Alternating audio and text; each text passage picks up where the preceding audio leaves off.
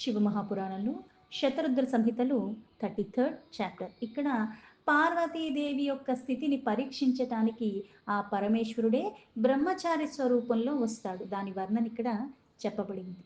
నందీశ్వర ఉవాచ సనత్కుమార సుప్రీత్యా శివస్య పరమాత్మనః అవతారం శృణు విభోజ్ జటిర్లాహ్వం సుపావనం.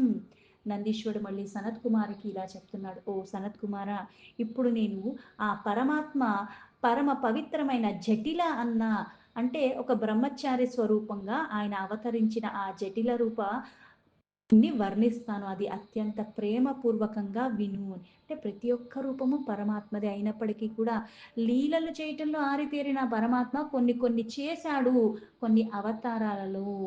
సర్వానికి మూలమైనప్పటికి కూడా మళ్ళీ పరిమితిగా వచ్చి ఆ పరిమితిలోనే కొన్ని లీలలు చేసి మళ్ళీ పరమ పావనుని చెయ్యటానికే ఈ అవతార గాథలు అందుకు వినమని చెప్పేది. పురా సతీ దక్ష కన్యా త్యక్త్వా దేహం పితుర్ముఖే స్వాపిత్రానాదృతా జజ్ఞే మీనాయం హిమభూధనాత్. ఎప్పుడైతే పూర్వకాలంలో ఈ పార్వతీదేవి దక్షుడొక్క కన్య అయిన సతీదేవి అయితే తన తండ్రి పరమేశ్వరుణ్ణి అనాదరించాడు అని ఆ శరీరాన్ని ఆ యజ్ఞంలోనే ఆహుతి చేసేసింది, త్యాజించేసింది. తర్వాత మళ్ళీ దేవతలొక్క ప్రార్థన మేరకు మళ్ళీ హిమవంతుడొక్క ఇంటిలో హిమవంతుడొక్క పుత్రికలాగా మేనక గర్భంలో ఆవిడ పుట్టింది. అందుకే ఆవిడ పేరు పార్వతి.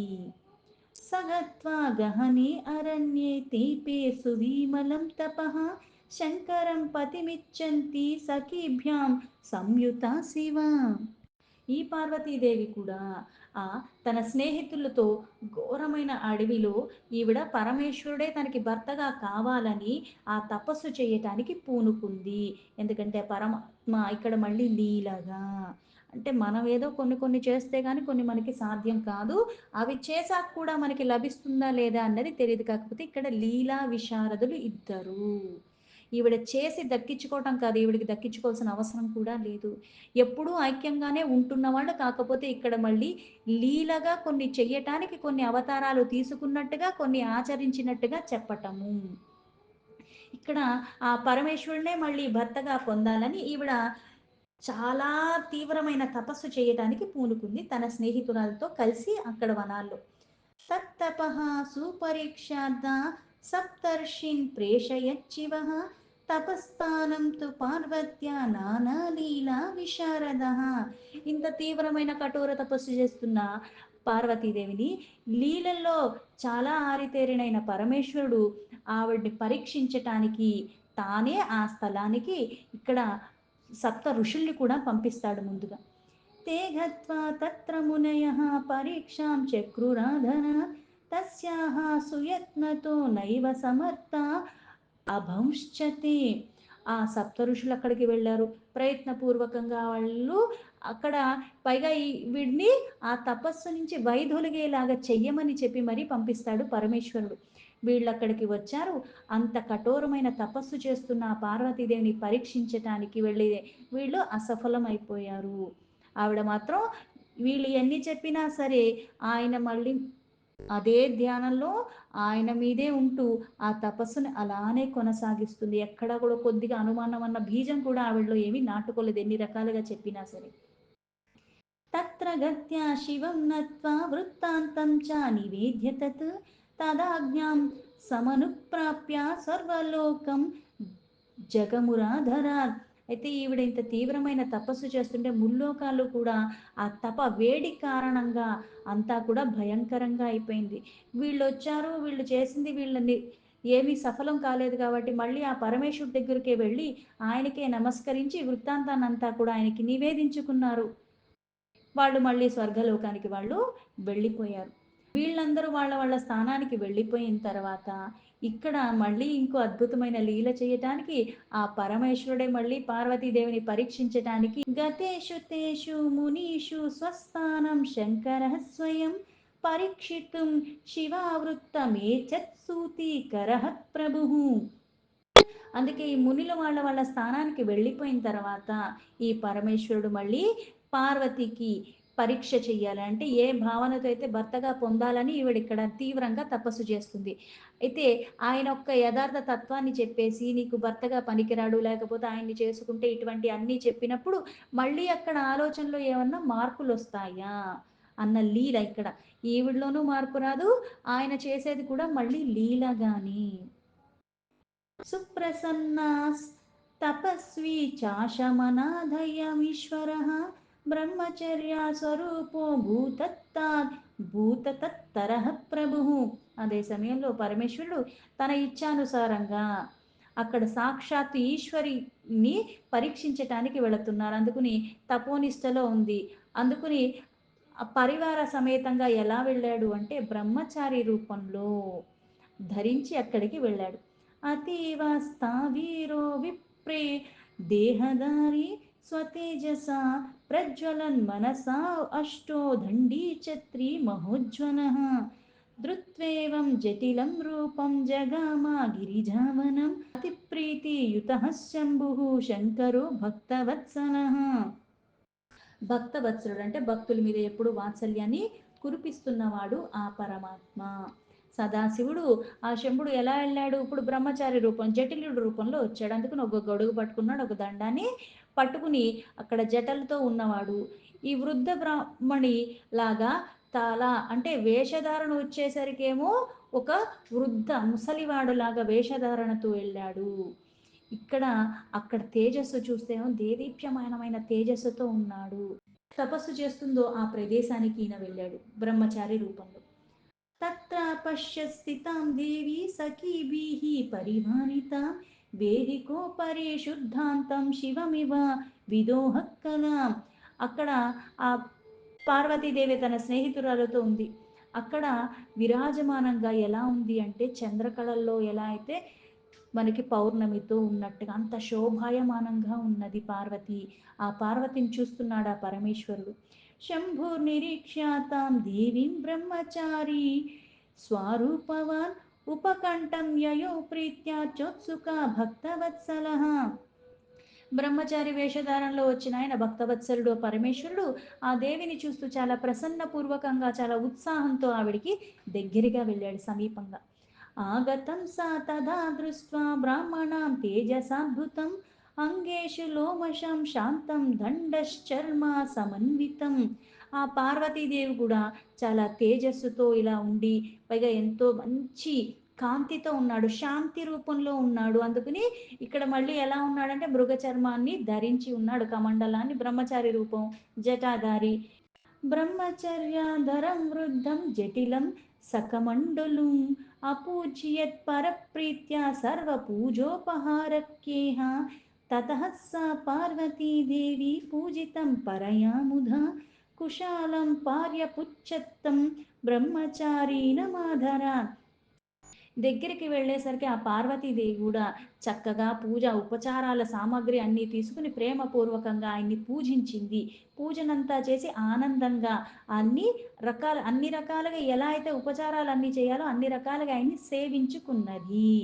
అప్పుడు మళ్ళీ ఆ బ్రహ్మచారి రూపాన్ని ధరించి ఉన్న ఆయన్ని మీరు ఎవరు, ఎక్కడి నుంచి ఇక్కడికి వచ్చారు అన్నీ అడిగింది. బ్రహ్మచారి స్వరూపేణ కస్వాం హి కుతః ఆగతః ఇదం వనం భాస్యసి వద వేద విదాంబర. అక్కడ మీరు ఎక్కడి నుంచి వచ్చారు, అసలు మీరెవరు, ఇవన్నీ అడిగిన తర్వాత అసలు మీ తేజస్సు ఈ వనం అంతా కూడా ప్రకాశం పెంచేలాగా అయిపోయింది. అయితే మీరు వేద విద్వాంసుల్లో కూడా చాలా శ్రేష్ఠుడుగా నాకు అనిపిస్తుంది. అందుకని దయచేసి మీరెవరో నాకు చెప్పరా అని అడిగింది. నందీశ్వర ఉవాచ ఇతి పుష్టస్తు పార్వత్యా బ్రహ్మచారి సవై ద్విజః ప్రత్యువాచ ధృతం ప్రీత్యా శివభావ పరీక్షయ. నందీశ్వరుడు మళ్ళీ సనత్ కుమారుడికి ఇలా చెప్తాం. పార్వతీదేవి ఈ ప్రకారంగా ఆయన్ని చక్కగా పూజించుకున్న తర్వాత ఆ ద్విజుడైన బ్రహ్మచారి ఆ పార్వతి యొక్క భావాన్ని పరీక్షించటానికి వచ్చాడు. అందుకుని ఇక్కడ నవ్వుతూనే త్వరగా ఆవిడతో మళ్ళీ ఇలా చెప్పాడు. బ్రహ్మచార్య ఉవాచ అహమిచ్చాభిగామి చ బ్రహ్మచారి ద్విజోస్మి వై తపస్వి సుఖదో అన్యేషాముపకారీన సంశయ. ఆ బ్రహ్మచారి మళ్ళీ ఇలా చెప్తున్నాడు ఏమని, నేను ఇచ్చానుసారంగా ఇక్కడ అక్కడ భ్రమిస్తూ ఉండే ఒక బ్రహ్మచారిని. అయితే ద్విజ తపస్వి, ఇక్కడ సకల సుఖాలు ఇవ్వటానికి పైగా అందరికీ ఉపకారాలు చెయ్యటానికి నేను కూడా ఇక్కడికి వచ్చాను, ఇందులో ఎటువంటి అనుమానం లేదు అన్నాడు. నందీశ్వర ఉవాచ ఇత్యుక్త్వా బ్రహ్మచారీ సా శంకరో భక్తవత్సలః తస్తీవానుపకంఠం సా గోపయాన్ రూపమాత్మనః. ఆ భక్తవత్సలుడైన పరమేశ్వరుడు ఇలా పార్వతీదేవికి చెప్పాడు, బ్రహ్మచారి రూపంలో ఉన్నాడు. అందుకుని ఇక్కడ తన రూపం గురించి అడుగుతున్న పార్వతికి ఇంకా సన్నిధిగా స్థితంగా అక్కడ ఉండి, బ్రహ్మచర్యు ఉవాచ కిం బ్రవీమి మహాదేవి కథానీయం న విద్యతి మహానర్థకరం వృత్తం దృశ్యతే వికృతం మహత్. ఆ బ్రహ్మచారి మళ్ళీ పరీక్షించడానికి వచ్చాడు కాబట్టి పార్వతీదేవితో, ఓ మహాదేవి, నేను నీకు ఏమని చెప్పాలి, ఇంకా చెప్పటానికి ఏది యోగ్యమైనది లేదు, అన్ని అనర్థాల కారణము అంత శోభాహీనంగా ఉన్నది, నాకు అటువంటి దృశ్యాలు కనిపిస్తున్నాయి అని. నవే వయసి సద్భోగ సాధని సుఖకారణి మహోపచార సద్భోగే వృత్తేవత్వం తపస్యసి. నీవు సమస్త సుఖాలకి ఈ సాధనభూతమైన భోగ సామాగ్రిలు అన్నీ లభిస్తాయి, కాకపోతే ఈ భోగాలన్నీ ఉన్నప్పటికీ కూడా ఇంత యవ్వనంలో ఉన్నావు, ఇదంతా కూడా వ్యర్థంగా నువ్వు వృధా చేస్తున్నావు, ఇంతలాగా కష్టపడి ఎందుకు నువ్వు తపస్సు చేస్తున్నావు, దీన్ని వృధా చేసుకుంటున్నావు. కాత్వం కస్యాసి తనయా కిమర్థ విజనీవనే తపశ్చరసి దుర్దర్శ మునిభిః ప్రయతాత్మభిః. అసలు నువ్వెవరు, ఎవరి కూతురువి నువ్వు, ఇలా ఎవ్వరూ లేని ఇట్లాంటి వనముల్లో ఈ నిర్జన ప్రదేశంలో ఇంతలాగా ప్రయత్నపూర్వకంగా మునిలకే సాధ్యం కాని అంత కష్టమైన తపస్సుని నువ్వు ఎందుకు చేస్తున్నావు అని అడిగాడు. నందీశ్వర ఉవాచ ఇతి తద్వచనం శ్రుత్వా ప్రహస్య పరమేశ్వరి ఉవాచ వచనం ప్రీత్యా బ్రహ్మచారిణముత్తమం. నందీశ్వరుడు మళ్ళీ సనత్ కుమారుడికి ఇలా చెప్తున్నారు. ఈ ప్రకారంగా బ్రహ్మచారి రూపంలో ఉన్న పరమేశ్వరుడు పార్వతీదేవితో నవ్వుతూ ఇలాగా అడుగుతున్నాడు. అప్పుడు ఆ శ్రేష్టమైన ఆ పార్వతీదేవి ఇలా సమాధానం చెప్తుంది ఆ బ్రహ్మచారికి. పార్వత్యువాచ శృణు విప్ర బ్రహ్మచారిణ మద్వృత్తమఖిలం ముని జన్మ మే భారతే వర్షే సంప్రాతం హిమవత్ గృహి. పార్వతీదేవి ఆ బ్రహ్మచారికి ఇలా చెప్తుంది, ఓ బ్రహ్మచారి, ఓ విప్రవర్య, ఓ ముని, నేను నా పూర్వ వృత్తాంతాన్ని మొత్తం కూడా చెప్తాను. ఈ సమయంలో నా జన్మ ఈ భరతవర్షంలో హిమాలయుడొక్క ఇంటిలో అయ్యింది. పూర్వదశగృహే జన్మ సతీ శంకరకామిని యోగేన త్యక్త దేహాహం తాతేన పతి నిందిన. పూర్వజన్మలో అంటే ఈ జన్మలో ఏమో నేను హిమవంతుడి ఇంట్లో పుట్టాను, దానికి ముందు జన్మలో నేను ప్రజాపతి అయిన దక్షుడొక్క గృహంలో జన్మించాను, అప్పుడు నా పేరు సతీ, ఆ పరమేశ్వరొక్క భార్యను నేను. అయితే నా తండ్రి అయిన దక్షుడు ఆ పరమేశ్వరుని నిందించిన కారణంగానే నేను ఆ శరీరాన్ని యోగాగ్నికి త్యాజించేశాను. అత్ర జన్మని సంప్రాప్త సుపుణ్యేన శివో ద్విజ మాం త్యక్త్వా భస్మాసక్త కృత్వా మన్మంత సాజగామః. ఈ జన్మలో కూడా నేను మళ్ళీ ఆ పరమేశ్వరుణ్ణి ప్రాప్తించుకున్నాను. అయితే కామదేవుణ్ణి భస్మం చేసి నేను ఆయన్ని సేవించుకున్న ఆ క్షణంలో కామదేవుడు అక్కడికి రావట కారణంగా ఆయన్ని భస్మం చేసేసి ఈయన అక్కడి నుంచి వెళ్ళిపోయాడు, అంతర్ధానమైపోయాడు, ఎక్కడికో వెళ్ళిపోయాడు. ప్రయాతే శంకరే తాపాత్ వ్రీడితాహం పితుర్గృహాత్ ఆగచ్చమత్ర తపసే గురు వాక్యేన సంయత. ఆ పరమేశ్వరుడు అలా వెళ్ళిపోయిన కారణంగా దుఃఖంలో అయిపోయాను నేను, నాకు మళ్ళీ అవకాశం ఎలా లభిస్తుంది, ఎలా నేను ఆయన్ని సేవించుకోవాలని ఈ బాధలో నేను నా తండ్రి యొక్క గృహానికైతే వెళ్ళిపోయాను. అక్కడ మళ్ళీ నారద రూపంలో ఆ గురువు చెప్పిన వచనాల్ని అనుసరించి ఇక్కడ మళ్ళీ ఈ తపస్సు చేయటానికి పూనుకుని ఈ ప్రదేశానికి నేను వచ్చి తపస్సు చేస్తున్నాను అని చెప్పింది. మనస వచస సాక్షాత్ కర్మణ పతిభావత సత్యం బ్రవీమి నో అసత్యం సంవృత శంకరో మయా. ఓ బ్రహ్మచారి, నేను మనసా వాచా కర్మణ అంటే మానసికంగా, వాక్కుల రూపంలో, శారీరకంగా కూడా సాక్షాత్తు పరమేశ్వరుడైన ఆయన భర్త రూపంలో నేను స్వీకరించేశాను. నేను సత్యాన్నే చెప్తున్నాను. ఇందులో కొద్దిగా కూడా ఎక్కడ అసత్యం అన్నది లేనే లేదు. అసత్యానికి తావు లేదు అంది. జానామి దుర్లభం వస్తు కథం ప్రాప్యం మయా భవేత్ తథాపి మనసౌత్సుక్యాతప్యతే మే తపోధునా. నాకు తెలుసు ఇది నాకు దుర్లభమే అయినప్పటికీ కూడా దుర్లభమైన వస్తువు ప్రాప్తి చెయ్యటానికి అంటే ఇక్కడ అంత తేలిగ్గా లభించేది కాదు. అయినప్పటికీ కూడా దానికోసం ప్రయత్నం చేస్తున్నాను. అందుకే ఇంత తీవ్రమైన తపస్సు దుర్లభమైన దాన్ని చేయటానికి ఇంకా కఠినంగా చెయ్యాలి. అందుకు నేను ఇది తపస్సు చేయటానికి పూనుకున్నాను అని చెప్పింది. హిత్వేంద్ర ప్రముఖాన్ దేవాన్ విష్ణుం బ్రహ్మణమప్యహం పతిం పీనాకపాణిం వై ప్రాప్తుమిచ్చామి సత్యతః. ఇంద్రాది ప్రముఖ దేవతలు విష్ణు బ్రహ్మ వీళ్ళందరినీ వదిలేసి కేవలం నేను ఆ పీనాకపాణి అయిన పరమాత్మ అయిన పరమేశ్వరుణ్ణే భర్తగా పొందాలని కోరికతో ఉన్నాను. నాకు ఆయనే భర్తగా కావాలి అని. నందీశ్వర ఉవాచ ఇత్యేవం వచనం శ్రుత్వా పార్వత్యా హి సునిశ్చితం మునేసా జటిలో రుద్రో విహసన్ వాక్యమబ్రవీత్. నందీశ్వరుడు మళ్ళీ సనత్ కుమారుడికి ఇలా చెప్తున్నాడు. పార్వతీదేవి చెప్పిన ఆ మాటలు విని పైగా ఇక్కడ దృఢచిత్తంతో ఉంది. కొంతమంది ఎలా ఉంటారంటే ఇప్పుడు ఒకటి చెయ్యాలని పూనుకుంటారు. వేరే వాళ్ళు వచ్చి ఇలా కాదు అలా చెయ్యి ఇదైతే మంచిది ఇది ఇక్కడితో వదిలే అంటే వెంటనే వదిలేస్తారు. అంటే అక్కడ స్థిరత్వం లేని కారణంగా దాన్ని విడిచిపెట్టగలిగాం. మొండిగా పట్టుకోవటం వేరు, ఏది కావాలన్న స్పష్టతతో పట్టుకోవటం అన్నది వేరు. ఇక్కడ అంత స్పష్టంగా ఉన్నది ఈవిడ. అందుకే ఆవిడ నిశ్చయమైన ఆ భావనకి అది విన్న తర్వాత జటాధారి అయిన ఆ బ్రహ్మచారి రూపంలో ఉన్న పరమేశ్వరుడు నవ్వుతూ ఆవిడతో మళ్ళీ ఇలా చెప్తున్నాడు. జటిల ఉవాచ హిమాచల సుతే దేవి కా బుద్ధి స్వీకృత త్వయా రుద్రార్థ విబుధాహన్ హిత్వా కరోషి విపులం తపః. ఆయన నవ్వుతూ, ఓ హిమవంతుడొక్క పుత్రిక దేవి, నువ్వు ఈ ప్రకారంగా ఎందుకు విచారిస్తున్నావు? అన్యదేవతలను అందరినీ వదిలేసి ఎప్పుడూ కూడా ఏం రాసుకుంటాడు అంటే ఎప్పుడూ తపస్సు చేస్తున్నవాడు, పైగా ఈయన విభూది ధరిస్తూ ఉన్నవాడు. అంటే ఆయన దగ్గర ఇంకేమీ లేదు. అటువంటి ఆయన కోసం ఇంత తీవ్రమైన తపస్సు నువ్వు చేస్తున్నావు అని. జానామ్యహం చాతం రుద్రం శృణు త్వం ప్రవధామి తే వృషధ్వజః స రుద్రో హి వికృతాత్మా జటాధరః. ఆ రుద్రు గురించి నాకే పూర్ణంగా తెలుసు. నేను చెప్తాను విను. నేను నీకు చెప్తున్నాను. ఎవరి కోసం అయితే తపస్సు చేస్తున్నావు వ్యర్థంగా చేస్తున్నావు. పైగా ఇంత తీవ్రమైన తపస్సు ఆయన కోసం నువ్వేమీ చెయ్యక్కర్లేదు. ఎందుకు? వృషభ వాహనం మీద ఎప్పుడు కూర్చుని ఉంటాడు.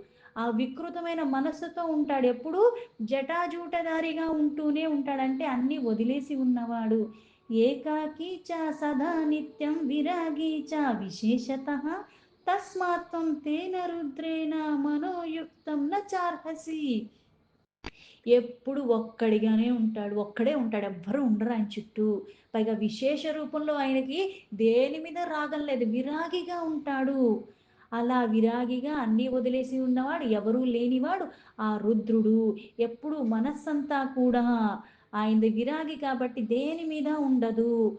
అందుకని నువ్వు అతని మీద మనస్సు పెట్టుకోకు. ఇది నీకు ఉచితమైనది కాదు. ఇది నీకు సరైనది కాదు. అంటే ఆయన్ని పొందటం వల్ల నువ్వు పొందేది కూడా ఏమీ లేదు. అటువంటి ఆయన కోసమే ఇంత తీవ్ర తపస్సు చేస్తున్నావు అని తన గురించి తానే చెప్పుకుంటున్నాడు. చెప్పుకునేది తానికే, వినేది కూడా తనే అన్నట్టు తీసుకోవాలి. ఎందుకు అంటే ఇక్కడ ఉన్నది పరమేశ్వరుడు అయితే అక్కడ వింటున్నది పార్వతీ రూపంలో ఉన్నది కూడా పరమేశ్వరి.